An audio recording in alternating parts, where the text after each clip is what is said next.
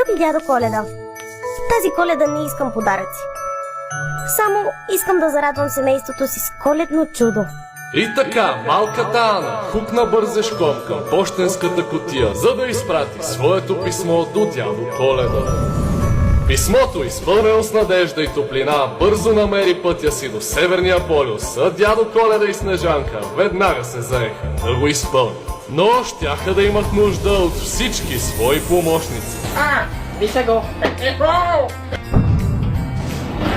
Дядо Коледа знаеше, че няма по-добри майстори на бисквитките от елфите.